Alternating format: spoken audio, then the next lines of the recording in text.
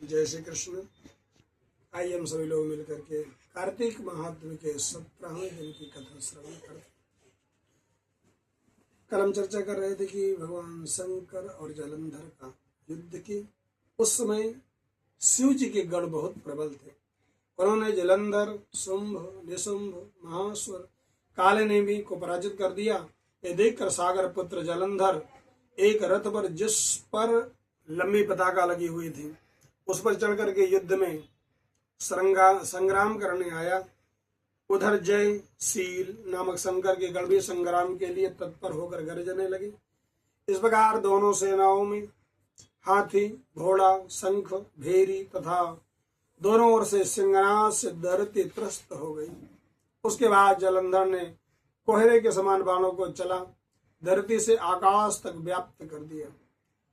नंदी को 5, गणेश को 5, वीरभद्र को एक साथ ही 20 बाण मार करके उनके शरीर को छेद दिया और मेघ के समान गर्जन करने लगे। देखकर रुद्रपुत्र कार्तिकेय ने दैत्य जलंधर को अपनी गदा से शक्ति उठा के मारी और घोर गर्जना करने लगा।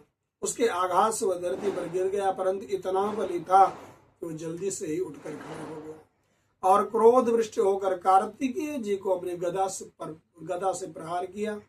ब्रह्मा जी के वरदान की सफलता के लिए शंकर पुत्र कार्तिकेय पृथ्वी पर सो गए। गणेश जी और नंदी भी गदा प्रहार से व्याकुल होकर धरती पर गिर पड़े। उसने वीरभद्र पर परिधिक प्रहार किया, जैसे वीरभद्र का सर फट गया, रक्त बहने लगा, व्याकुल होकर धराशायी हो गए। उनको धरती पर गिरा हुआ देखकर शंकर के गण चिल्लाने लगे और युद्ध छोड़कर अपरौद्रूप महाप्रभु शंकर अपने वीर गणों के साथ नंदी पर सवार होकर हंसते हुए युद्ध भूमि में आए। उनको युद्ध भूमि में आते देखकर पराजित गण फिर लौट आए और सिंहनाद करते हुए आयुधों से दैत्यों पर प्रहार करने लगे। भीषण रूपधारी रुद्र को देखकर दैत्य भागने लगे।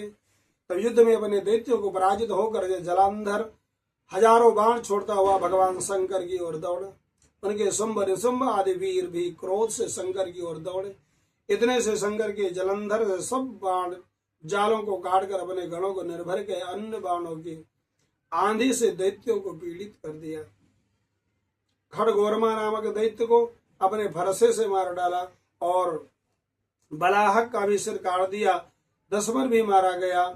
शिवगण ऋषि ने प्रचंड नामक दैत्य का सिर काट डाला और शिव जी के बैल ने मारा और उसके कई बाण मारे गए।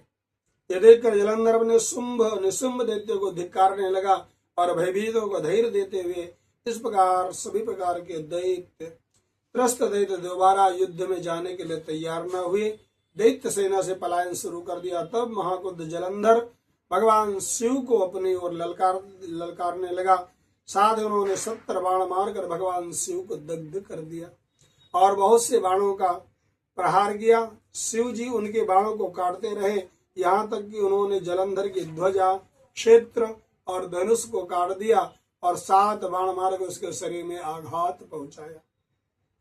धनुष के कट जाने पर जलंधर ने प्रचंड बाण मारकर उनकी गदा के टुकड़े कर दिए। तब उसने समझा कि शिव हमसे बलवान है, अतः उन्होंने गंधर्वी माया उत्पन्न की। अनेक गंधर्व अप्सराओं से गण पैदा हो गए। वीणा और मृदंग आदि बाजों से नृत्य गान होने लगा। इसके बाद सभी गण रुद्र पर मोहित हो गए। उन्होंने युद्ध बंद कर दिया। फिर तो काम से पीड़ित हो जलंधर जल्दी से त्रिणित भगवान शंकर का रूप धारण करके वृषभ पर आरूढ़ होकर के पार्वती के पास जा पहुंचा। उधर जब पार्वती ने शिव को आते हुए देखा तो सखियों का हाथ छोड़ दिया और आगे आई। लेकिन पार्वती ने जब उसे दानव जाना तो अंतर ध्यान होकर के उत्तर की ओर मानस पर चली गई और पार्वती जी को न पाकर जलंधर फिर शिव से युद्ध करने के लिए आ गया। उधर पार्वती ने भगवान विष्णु को बुलाकर दैत्य का वह कृत्य कहा और प्रश्न किया कि आप इससे अवगत हैं। भगवान विष्णु ने हाथ जोड़कर उत्तर दिया, आपकी कृपा से मुझे सब कुछ ज्ञात है।